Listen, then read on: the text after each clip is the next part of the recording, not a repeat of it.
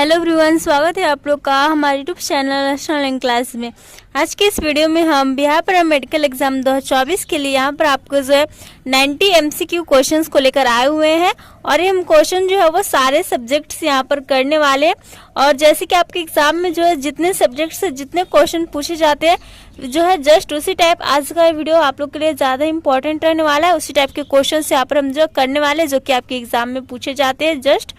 तो स्टार्ट करते हैं हम लोग अपना वीडियो। उससे पहले अगर आप लोग हमारे चैनल पर नए हैं तो चैनल को जरूर सब्सक्राइब कर लें और वीडियो को जो दोस्तों के साथ शेयर कर दें। तो यहाँ पर हमारा फर्स्ट क्वेश्चन है नीति आयोग जो वह क्या है। तो ये हमारा जो क्वेश्चन है सामान्य ज्ञान से स्टार्ट हो रहा है। ओके, सामान्य ज्ञान जीके जीएस से। तो इससे हम यहाँ पर जो कितने कुल 20 क्वेश्चन दिए हुए हैं। तो यहाँ पर दिया जा रहा है नीति आयोग क्या है, मंत्रालय है, शासकीय विभाग है, यहाँ पर परामर्शदायी संस्था है या फिर स्वशासित निगम है। जो नीति आयोग है वह क्या है, तो यह एक जो है परामर्शदायी संस्था है हमारा। तो 1 का जो है ऑप्शन नंबर सी जो है वह सही हो जाएगा। और जो आपका नीति आयोग है, नीति आयोग का जो है क्या है, इसका गठन जो 15 मार्च 1950 ईस्वी को हुआ था। इसका गठन कब हुआ था? 15 मार्च 1950 ईस्वी को हुआ था। आज के इस वीडियो में जो सारे क्वेश्चंस को एक्सप्लेन करेंगे और अच्छी तरह से समझेंगे भी। तो नीति आयोग की स्थापना कब हुई थी? तो 15 मार्च 1950 ईस्वी में हुई थी। और नीति आयोग का नाम बदलकर जो आपका योजना आयोग कर दिया गया था। कब कर दिया गया था? तो 2015 ईस्वी में इसका नाम बदलकर जो योजना आयोग कर दिया गया था। तो इसे भी आप लोग याद रखिएगा। नेक्स्ट यहाँ पर क्वेश्चन है हमारा, भारत में नियोजित अर्थव्यवस्था आधारित है किस पर? समाजवादी व्यवस्था पर, मिश्रित अर्थव्यवस्था पर, पूंजीवादी व्यवस्था पर या फिर गांधीवादी व्यवस्था पर। तो यहाँ पर हमारा कौन सा ऑप्शन राइट हो जाएगा? नियोजित अर्थव्यवस्था की बात की जा रही है यहाँ पर। तो अगर बात की जाए भारत में कैसी अर्थव्यवस्था है तो वह हमारा मिश्रित अर्थव्यवस्था। तो यहाँ पर हमारा 2 का जो ऑप्शन नंबर बी क्या है वह सही हो जाएगा। भारत में हमारा क्या होता है, भारत की जो अर्थव्यवस्था होती है वो मिश्रित अर्थव्यवस्था होती है। अगला क्वेश्चन यहाँ पर हमारा, भारत में आय का सबसे बड़ा स्रोत जो वह क्या है? तो ऑप्शन है यहाँ पर प्रत्यक्ष कर, बिक्री कर, रेलवेज और चुंगी कर। तो भारत में आय का अगर बात की जाए सबसे बड़ा स्रोत क्या है तो वह है यहाँ पर जो चुंगी कर। 3 का जो है हमारा ऑप्शन नंबर डी यहाँ पर राइट हो जाएगा। अगला क्वेश्चन है हमारा, भारत की तट रेखा जो है कितनी किलोमीटर लंबी है? 6200 किलोमीटर लंबी है या फिर यहाँ पर जो 6100 किलोमीटर लंबी है या फिर यहाँ पर जो 5985 किलोमीटर लंबी है या फिर 6175 किलोमीटर लंबी है। तो अगर भारत की तट रेखा की बात करें तो यह कितनी किलोमीटर लंबी है? तो यह जो है आपका 6100 किलोमीटर लंबी है। तो यहाँ पर हमारा जो ऑप्शन नंबर 4 का बी जो है वह सही हो जाएगा। और इसकी जो स्थलीय सीमा है उसकी लंबाई की अगर बात करें तो वह है हमारे यहाँ पर 15,200 किलोमीटर। ओके, ये क्या है, उसकी स्थलीय लंबाई है, सॉरी स्थलीय सीमा की लंबाई है। ओके, अगला क्वेश्चन यहाँ पर हमारा, नकदी फसल में सम्मिलित नहीं है कौन? यहाँ पर जो हमारा कुछ ऑप्शन दिया हुआ है, गन्ना, कपास, जूट, गेहूं, इनमें से पूछा जा रहा है कि नकदी फसल में कौन जो है वह शामिल नहीं है। तो कौन सा हो जाएगा? तो हमारा 5 का जो ऑप्शन नंबर डी है वह सही हो जाएगा कि जो गेहूं है वह नकदी फसल में शामिल नहीं है। गेहूं जो हमारा क्या होता है, गेहूं जो हमारा रबी फसल होता है। ओके, इसके अलावे जो गेहूं के अलावे जो आपका जौ होता है, जौ हो गया, चना हो गया और मसूर हो गया, सरसों हो गया, सभी जो हमारे क्या होते हैं, रबी फसल होते हैं। नेक्स्ट क्वेश्चन हमारा, भारत सर्वश्रेष्ठ उत्पादक एवं उपभोक्ता है किसका है? यानी कि उत्पादन करने वाला और उपभोक्ता भी है वो किसका है? तो चावल का है, चाय का है, तिलहन का या फिर दाल का है। तो भारत जो है हमारा विश्व में चाय का दूसरा सबसे बड़ा उत्पादक और उपभोक्ता देश है। किसका? चाय का दूसरा सबसे बड़ा उत्पादक और उपभोक्ता देश। और यहाँ जो है विश्व उत्पादन का कितना 27% जो विश्व का चाय उत्पादित होता है। अगर विश्व व्यापार की बात करें तो 13% जो चाय का व्यापार होता है। तो यहाँ पर हमारा जो अगर बात की जाए सर्वश्रेष्ठ उत्पादक और उपभोक्ता की तो वह क्या हो जाएगा? तो यह चाय का है। ओके, तो 6 का हमारा ऑप्शन नंबर बी राइट हो जाएगा। नेक्स्ट क्वेश्चन हमारा, भारत की उन्नति संतोषजनक नहीं है। तो किसके संबंध में जो संतोषजनक नहीं रही है, सॉरी यहाँ पर भारत की उन्नति संतोषजनक रही है पूछी जा रही है किसके संबंध में? तो कुल राष्ट्रीय उत्पादन में बढ़ोतरी के संबंध में या फिर बेरोजगारी में कमी के संबंध में या प्रति व्यक्ति आय के संबंध में, असमानता की कमी के संबंध में। तो भारत में अगर बात की जाए, भारत की उन्नति संतोषजनक रही है किसके संबंध में, तो कुल राष्ट्रीय उत्पादन में बढ़ोतरी के संबंध में भारत की जो उन्नति है वह संतोषजनक रही है। यहाँ पर हमारे 7 का ऑप्शन नंबर ए जो वह सही हो जाएगा। अगला क्वेश्चन यहाँ पर हमारा, विभाजन के कारण भारत का कौन सा उद्योग सबसे बुरी तरह प्रभावित हुआ। तो यहाँ पर ऑप्शन दिया हुआ है रुई तथा शक्कर उद्योग, इंजीनियरिंग तथा सीमेंट उद्योग, जूट तथा रुई उद्योग या कागज तथा लोहा उद्योग। तो विभाजन के कारण यहाँ पर जो है भारत में जो हमारा जूट और रुई उद्योग था यह जो है सबसे बुरी तरह से प्रभावित हुआ था। तो 8 का हमारा जो ऑप्शन नंबर सी है वह सही हो जाएगा। ओके, अगला क्वेश्चन है हमारा, अपने किस कार्यकारिणी कमेटी में कांग्रेस ने भू स्वामित्व को समाप्त करने की नीति अपनाई थी। तो यहाँ पर जो ऑप्शन दिए हुए आपको देख सकते हैं, कार्यकारिणी कमेटी जो 1937 है और कार्यकारिणी कमेटी यहाँ पर जो है 1942 है। तो अगर बात करें यहाँ पर जो है और भी ऑप्शंस दिए हुए आपके, कार्यकारिणी कमेटी 1945 और कार्यकारिणी कमेटी 1946। तो यहाँ पर जो हमारा 9 है वो हो जाएगा, जो कार्यकारिणी समिति है वह 1937 में जो फैजपुर में अपने 50वें अधिवेशन में कांग्रेस ने भू स्वामित्व को समाप्त करने के लिए जो इस नीति को अपनाई थी। तो हमारा क्या हो जाएगा, कार्यकारिणी समिति जो 1937 में फैजपुर में अपनाई थी कांग्रेस ने। तो 9 का हमारा ऑप्शन नंबर ए जो है वह राइट हो जाएगा। इस अधिवेशन में क्या थे, इस जो प्रस्ताव है इसके साथ जो जवाहरलाल नेहरू ने अध्यक्षता की थी। ओके, अगला क्वेश्चन यहाँ पर हमारा, छोटा नागपुर जनजाति विद्रोह कब हुआ था। तो जो छोटा नागपुर जनजाति विद्रोह है यह हुआ था आपका 1820 ईस्वी में। तो यहाँ पर हमारा जो 10 का ऑप्शन नंबर बी है वह सही हो जाएगा। इस जो है छोटा नागपुर के जो मुंडा थे, बिरसा मुंडा, इन्होंने जो है विद्रोह किया था। यहाँ पर यह विद्रोह जो है सिंहभूम आपका जो है और पलामू, हजारीबाग, इन सभी जो है क्षेत्रों में व्यापक रूप से फैला था।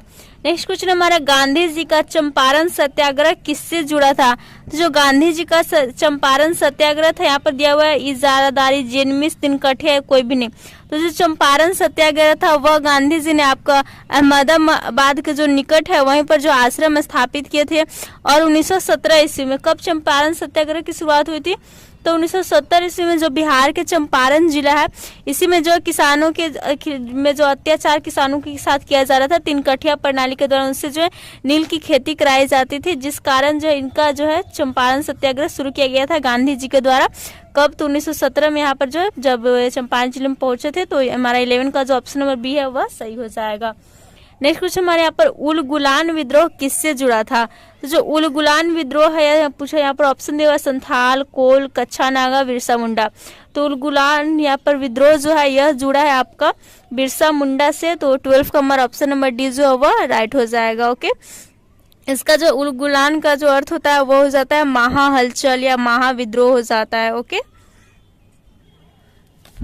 नेक्स्ट क्वेश्चन है हमारे यहाँ पर, मुंगेर का बड़हियाटाल विरोध का उद्देश्य जो वह क्या था। तो यहाँ पर ऑप्शन है बकासत भूमि की वापसी की मांग, मुस्लिम किसानों का शोषण बंद हो, या जमींदारी प्रथा की समाप्ति या वर्ग युद्ध की शुरुआत करना।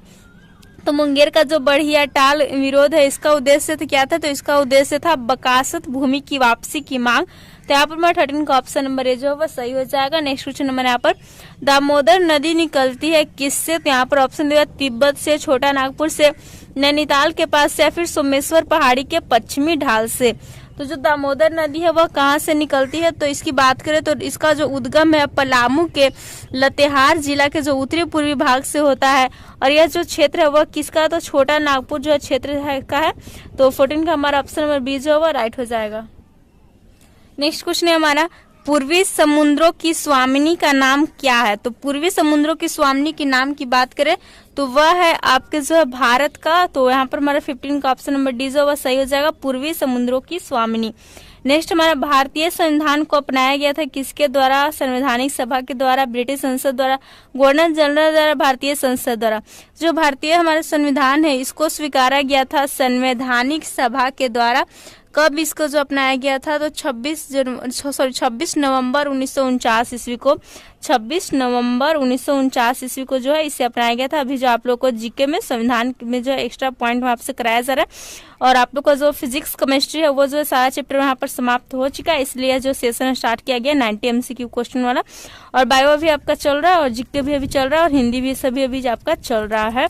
तो ये संविधान को कब अपनाया गया था? तो 26 नवंबर 1949 को अपनाया गया था संवैधानिक सभा के द्वारा। ओके, नेक्स्ट क्वेश्चन है हमारा, भारत में लौकिक सार्वभौमिकता है क्योंकि संविधान की प्रस्तावना आरंभ होती है किससे होती है? तो प्रजातंत्रीय भारत शब्दों से, या फिर जनता के जनतंत्र शब्दों से, या जनता के लोकतंत्र शब्दों से, या फिर हम भारत के लोक शब्दों से। तो भारत में जो लौकिक सार्वभौमिकता है क्योंकि जो हमारे संविधान की प्रस्तावना है, आप सभी जब पढ़े होंगे संविधान की प्रस्तावना, तो आरंभ होती है हम भारत के लोग, भारत को, इस टाइप से।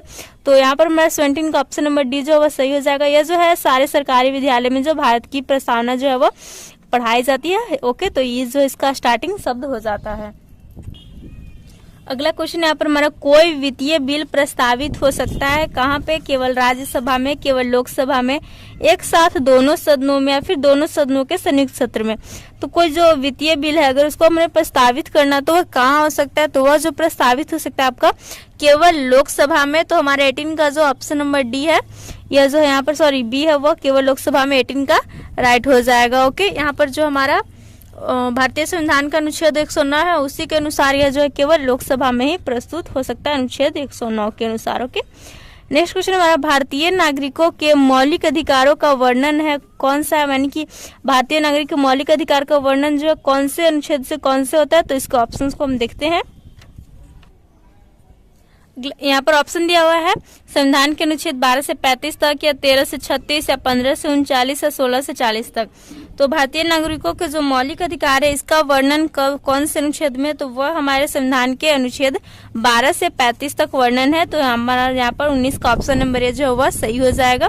नेक्स्ट क्वेश्चन हमारा 20 है, आपके जो सामान्य ज्ञान जीके जीएस, इससे कुल जो 20 क्वेश्चन किए जाते हैं। तो हमारा अगले यहाँ पर क्वेश्चन पूछा जा रहा है, पंचायती राज जो विषय है वह किस पर है? समवर्ती सूची पर है, केंद्र की सूची पर है, राज्य की सूची पर है, या शेषाधिकार की सूची पर है?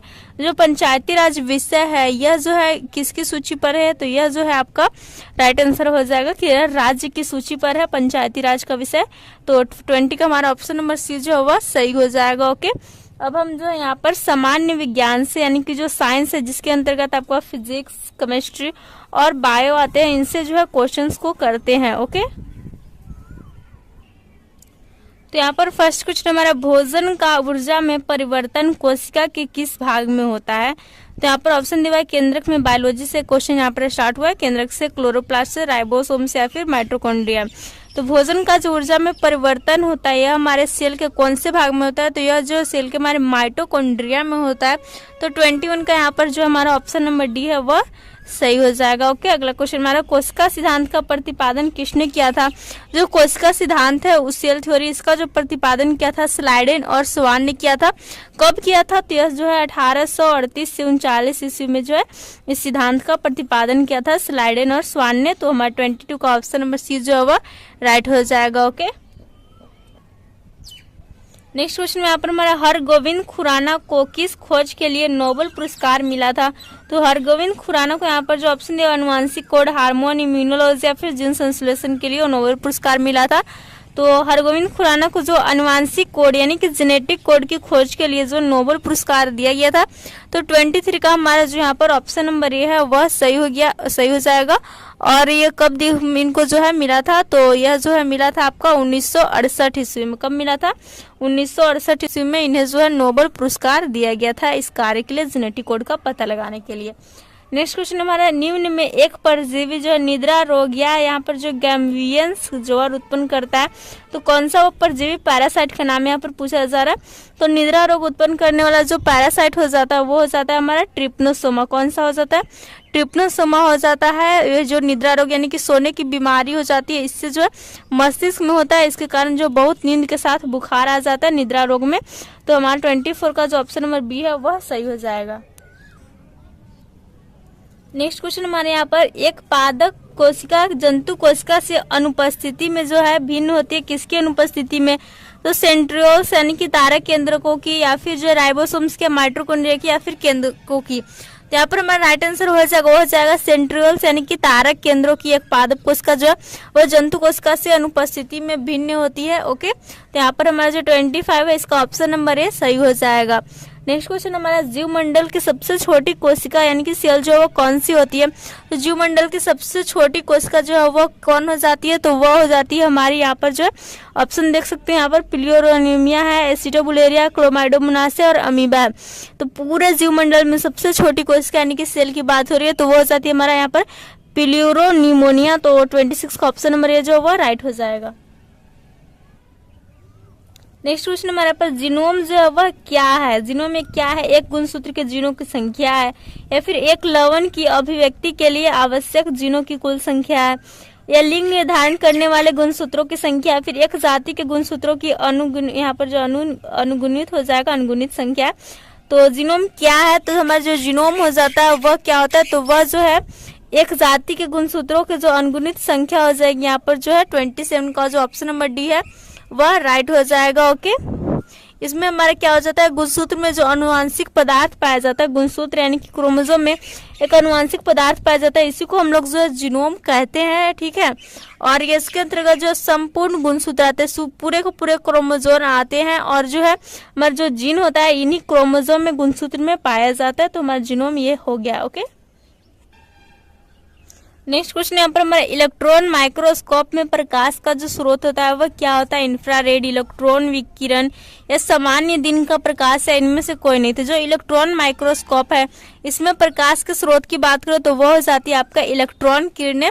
तो 28 का हमारा जो ऑप्शन नंबर बी है वह सही हो जाएगा। ठीक है, नेक्स्ट क्वेश्चन है हमारा डीएनए द्विकुंडलित संरचना जो है किसने बनाया, यानी कि जो डीएनए की संरचना होती है वह डीएनए द्विकुंडलित जो है वह किसने बनाया था। आर्गुमित, खुराना ने, प्रिस्टलर ने, वाटसन और क्रिक ने, या फिर मॉर्गन ने। तो 29 का हमारा राइट आंसर हो जाएगा वाटसन और क्रिक ने जो है 1953 ईस्वी में जो है डीएनए की द्विकुंडलित संरचना को जो है बतलाया था, इसको मॉडल प्रतिपादित किया था, और इसके लिए उन्हें जो है 1962 ईस्वी में मॉडल पुरस्कार भी दिया गया था वाटसन और क्रिक को। तो इसका जो हमारा संरचना किसने दिया था, तो वाटसन और क्रिक दिया था 1953 में। तो 29 का हमारा ऑप्शन नंबर सी राइट हो जाएगा। नेक्स्ट क्वेश्चन हमारा प्राकृतिक वर्ण सिद्धांत जो है वह किसका है। लेमार्क का, मेंडल का, वेलेस का, फिर डार्विन का।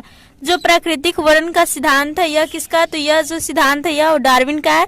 तो 30 का हमारा ऑप्शन नंबर डी जो है वह सही हो जाएगा। ओके, नेक्स्ट क्वेश्चन हमारा किसी प्रयोग में समय की माप जो है देख सकते हैं आपको इतना जो है दिया गया। इस प्रयोग में समय के मापन में प्रतिशत अनिश्चितता की गणना करें, यानी कि यहाँ पर प्रतिशत अनिश्चितता जो पूछा जा रहा है कि क्या हो जाएगा, तो वह हो जाएगा हमारा 0.8। क्या हो जाएगा 0.8। यहाँ पर हमारा जो समय कब जो पाया गया मान है वह कितना 24.9 सेकंड दिया गया है, और जो अनिश्चितता है वह यहाँ पर प्लस माइनस 0.2 सेकंड यानी कि अनिश्चितता दिया हुआ है। तो जो प्रतिशत अनिश्चितता हो जाता है, प्रतिशत अनिश्चितता वह क्या हो जाता है, वह हो जाएगा यहाँ पर 0.2 बटा में हो जाएगा 24.9 गुना में हो जाएगा 100। जैसे जब हम जो सॉल्व करेंगे तो हमारा क्या आ जाएगा 0.8% यहाँ पर जो आ जाएगा। तो हमारा 31 का ऑप्शन नंबर बी जो वह सही हो जाएगा। अब चलते हैं हम लोग अगले क्वेश्चन की ओर। नेक्स्ट क्वेश्चन हमारा हाइड्रोजन परमाणु की त्रिज्या लगभग जो 40 पिकोमीटर है, तो इसे नैनोमीटर में बदलना है हमें। तो जो पिकोमीटर में यहाँ पर जो है आपकी जो दी हुई है हाइड्रोजन परमाणु की त्रिज्या, तो 1 पिकोमीटर बराबर कितना हो जाता है, तो वो हो जाता है 10 की पावर माइनस 12 मीटर। और जो अगर हम 40 पिकोमीटर की बात करें तो 40 गुणा 10 की पावर माइनस 12 मीटर हो जाएगा। और नैनोमीटर की बात करें तो 1 नैनोमीटर बराबर हो जाता है 10 की पावर माइनस 9 मीटर। जब हम इसको सोल्यूशन करेंगे तो हमारा राइट आंसर आ जाएगा 4 × 10⁻⁻2 नैनोमीटर। तो 32 का ऑप्शन नंबर ए जो वह सही हो जाएगा। अगला क्वेश्चन हमारे यहाँ पर 25 मीटर पर सेकंड को किलोमीटर पर हावर में बदलना है, तो हम क्या करेंगे, तो 25 मीटर पर सेकंड को जो है किलोमीटर पर हावर में बदलने के लिए हम जो है आप लोग को एक ट्रिक बता देते हैं। इसको जो मीटर प्रति सेकंड को जो हमें क्या करना है किलोमीटर पर हावर में बदलना है। यहाँ पर जो हम लिखेंगे 25 गुना 18/5। ओके, मीटर पर सेकंड को किलोमीटर पर आवर में बदलने के लिए ट्रिक है 18 गुना 5 से 18/5 से गुना करेंगे तो 5 से 25 कटेगा 5 बार में और 18 5 आ जाएगा 90। तो 33 का हमारा ऑप्शन नंबर ए जो वो राइट हो जाएगा 90 kilometre per hour. Next question हमारे यहाँ पर, एक शक्ति उत्पादन केंद्र में जो 10 की पावर 12 किलोवाट शक्ति का उत्पादन होता है, तो इसे मेगावाट में हमें बदलना है। तो किलोवाट को जो है मेगावाट में जब हम बदलेंगे तो हमारा क्या हो जाएगा, तो किलोवाट हो जाता है हमारा 10 की पावर 3 जो हमारा किलो होता है, मेगा हो जाता है 10 की पावर 6। 34 का हमारा राइट आंसर हो जाएगा ऑप्शन नंबर सी 10 की पावर 9 मेगावाट। ओके, तो देख सकते हैं आप लोग यहाँ पर जो ऑप्शन नंबर सी 34 का राइट हो जाएगा। अगला क्वेश्चन हमारा, रवि ने अपने मित्र से कहा कि उसका घर जो मुख्य डाकघर से 1 किलोमीटर दक्षिण की ओर है और उसके दोस्त द्वारा तय की गई दूरी और उसका जो मुख्य डाकघर से उसका विस्थापन ज्ञात करना है। मैं जब वो रवि के घर पहुंचता है तो चुने गए निर्देश बिंदु का जो है उल्लेख करें। यहाँ पर 35 का जो यहाँ पर राइट आंसर क्या हो जाएगा, तो 35 का यहाँ पर जो राइट आंसर की बात करें तो वो हो जाएगी हमारा 1 किलोमीटर दक्षिण। क्या हो जाएगा, 1 किलोमीटर जो है दक्षिण हो जाएगा। तो यहाँ पर ऑप्शन नंबर ए सही हो जाएगा। नेक्स्ट क्वेश्चन यहाँ पर हम देख सकते हैं 36 दिया हुआ है। जो अमलगम है वह क्या है, तो अमलगम जो है वो क्या होता है, तो हमें जो किसी धातु के साथ जो पारा यानी कि Hg मिक्स करते हैं तो वह जो है अमलगम बनाता है। तो ऑप्शन यहाँ पर दिया हुआ, एक मिश्र धातु जिसमें एल्युमिनियम होता है, या फिर एक मिश्र धातु जिसमें जो सिल्वर होता है एक ठोस पदार्थ, एक मिश्र धातु जिसमें पारा होता है। तो अभी में होता है कि अमलगम जो है धातु प्लस मेटल किसी जो है धातु में जो हम जब पारा को मिक्स करते हैं तो अमलगम बनाता है। तो हमारे यहाँ पर ऑप्शन नंबर 36 का जो है डी राइट हो जाएगा। नेक्स्ट क्वेश्चन हमारा, निम्न में कौन सी धातु सदैव मुक्त अवस्था में पाई जाती है, तो मुक्त अवस्था में फ्री यहाँ पर जो बात करें कौन पाई जाती है, तो वह जो सोना यानी कि गोल्ड होता है वह सदैव मुक्त अवस्था में फ्री स्टेट में पाई जाती है। तो 37 का हमारा जो ऑप्शन नंबर है वह राइट हो जाएगा। ओके, नेक्स्ट क्वेश्चन हमारा, वायुयानों के टायरों में भरने में किस गैस का प्रयोग किया जाता है, तो वायुयान के टायर में अगर बात की जाए कौन सा गैस भरा रहता है, तो वह जो आपका हीलियम गैस भरा रहता है। तो 38 का जो हमारा ऑप्शन नंबर सी है वह राइट हो जाएगा। यह जो है गैसीय अवस्था में पाया जाता है हीलियम गैस, इसको जो है भरा जाता है। ओके, इसका परमाणु भार 4 होता है और इसकी परमाणु संख्या की बात करें तो वह 2 होता है। नेक्स्ट हमारा, पुराने तैल चित्रों यानी कि वायल पेंटिंग्स के रंगों को फिर से उभारने के काम जो है कौन सा आता है, सल्फ्यूरिक अम्ल आता है, हाइड्रोजन परऑक्साइड, भारी जल या सिरके का अम्ल आता है। तो जो वायल पेंटिंग होता है इनके रंग को फिर से उभारने के लिए जो हम किसका यूज किया जाता है, तो हाइड्रोजन परऑक्साइड का यूज किया जाता है। तो 39 का हमारा ऑप्शन नंबर बी जो राइट हो जाएगा। हाइड्रोजन परऑक्साइड का सूत्र हो जाता है आपका H2O2। ओके, यह एक प्रकार का जो है रसायन है, केमिकल है। नेक्स्ट क्वेश्चन हमारा, स्टार्च को माल्टोज में परिवर्तित करने वाला जो एंजाइम है वो कौन सा है, तो स्टार्च को माल्टोज में कौन जो एंजाइम बदलता है, तो वह जो इन्वर्टेज यहाँ पर हो जाएगा। 40 का जो है ऑप्शन नंबर ये हमारा राइट हो जाएगा। नेक्स्ट हमारा, डायनामाइट में मुख्य रूप से क्या पाया जाता है, तो डायनामाइट जो होता है इसमें मुख्य रूप से पाया जाता है नाइट्रोग्लिसरीन।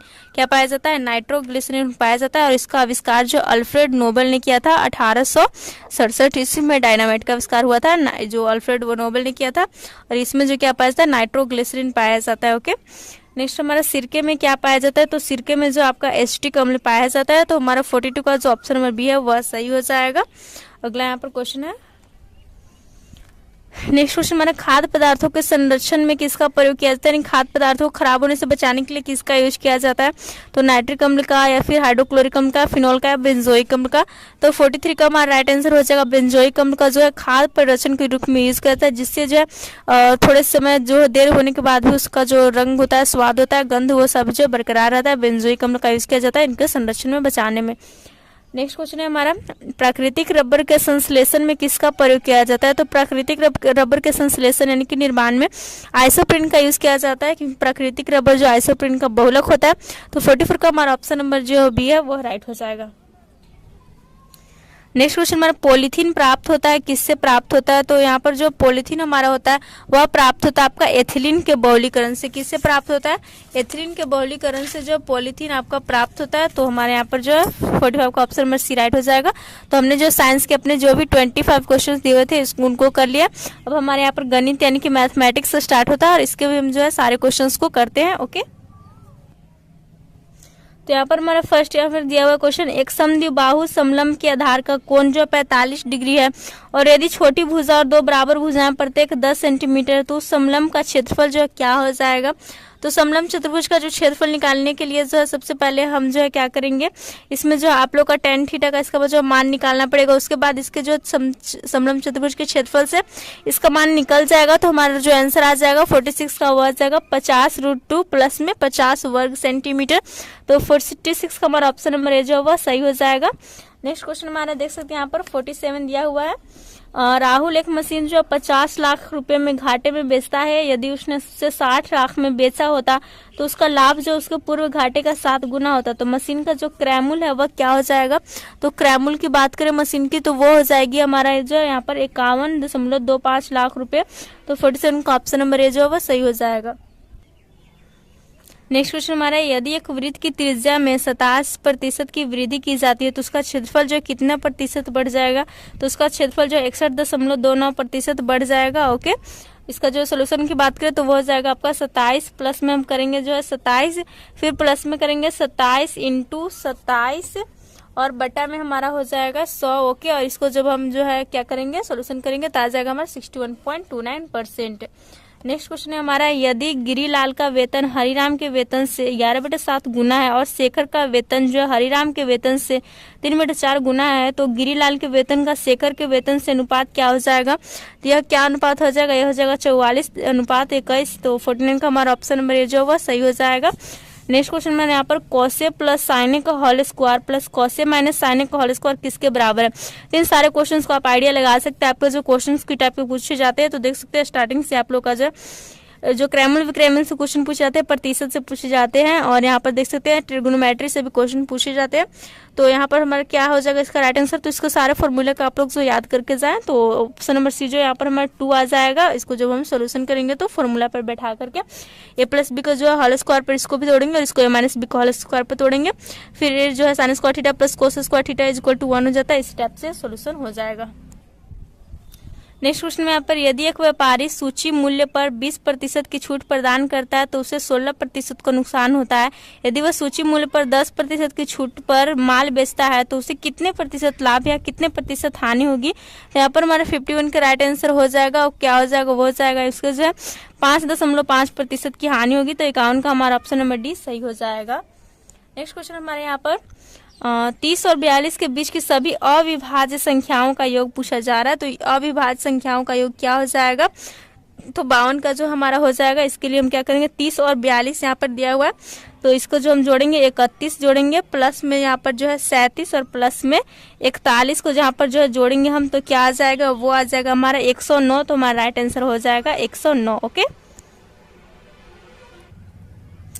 नेक्स्ट क्वेश्चन मैंने यहाँ पर एक अर्धगोले के घुमावदार सतह का क्षेत्रफल जो है यहाँ पर 2772 वर्ग किलो सेंटीमीटर है और आयतन जो है वो 19,404 घन सेंटीमीटर। तो इसकी त्रिज्या क्या हो जाएगी? पाई इज इक्वल टू 22/7 लेना है।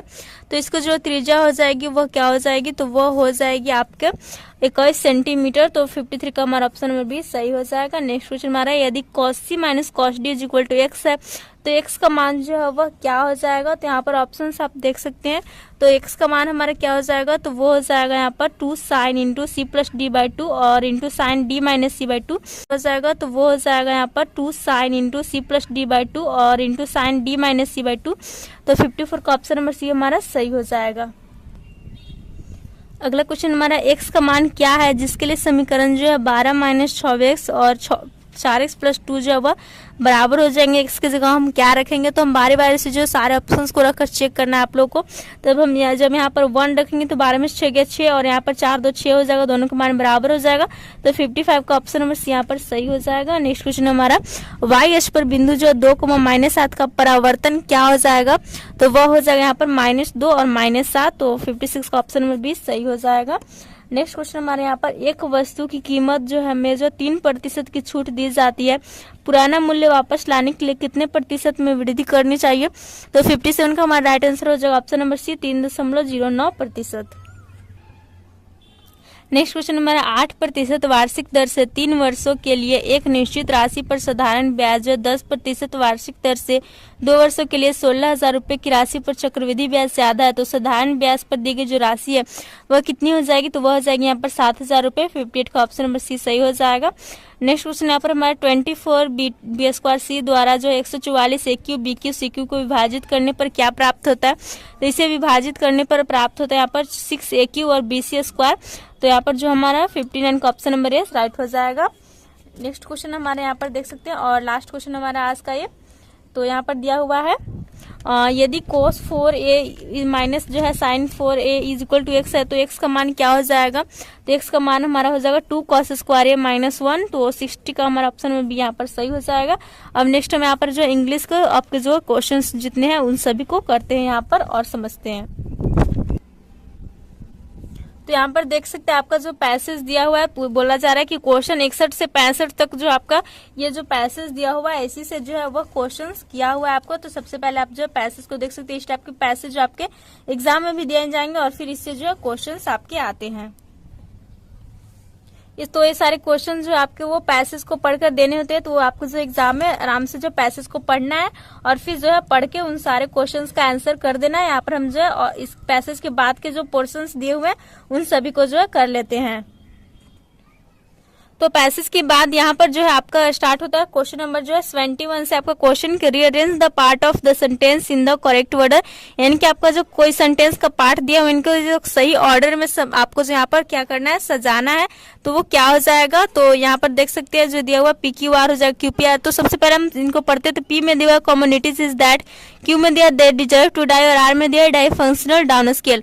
तो 21 का हमारा राइट आंसर क्या हो जाएगा, वो हो जाएगा R पे Q, यानी कि क्या हो जाएगा sentence dice functional down scale communities is that they deserve to die. तो 21 का हमारा ऑप्शन नंबर C जो वो राइट हो जाएगा।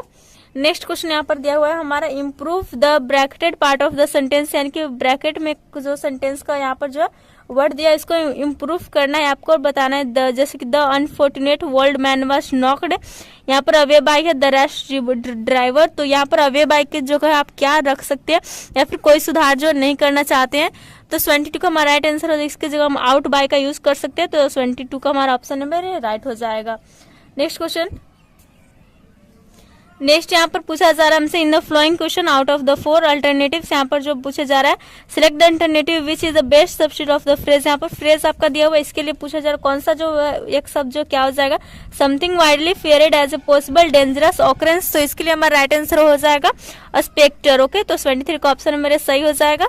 नेक्स्ट हमारा in the following question some of the part of the sentence में हैव एरर, यानी सेंटेंस को कोई पार्ट है इसमें जो एरर है तो आपको बताना है। If sentence is free from error select no error, और नो एरर यानी कि डी है। अगर कोई एरर है तो बताइए कौन सा एरर है, तो ऑप्शन है द लैंडलॉर्ड कुड नोट, इसे ए नाम दिया गया। Tell which of the servant, इसे बी नाम दिया गया। और ब्रोक द ग्लास सी नाम दिया गया, फिर नो एरर। तो 24 का हमारा राइट आंसर हो जाएगा ऑप्शन नंबर बी जो वो ब्रोक द ग्लास, यहाँ पर जो एरर है तो ऑप्शन नंबर 24 का बी दो सही हो जाएगा। अगला क्वेश्चन यहाँ पर हमारे improve the bracketed part of the sentence, यानी कि ब्रैकेट पार्ट में इसको इम्प्रूव करना है आपको। वन शुड गेट यहाँ पर trained to prepare once one breakfast.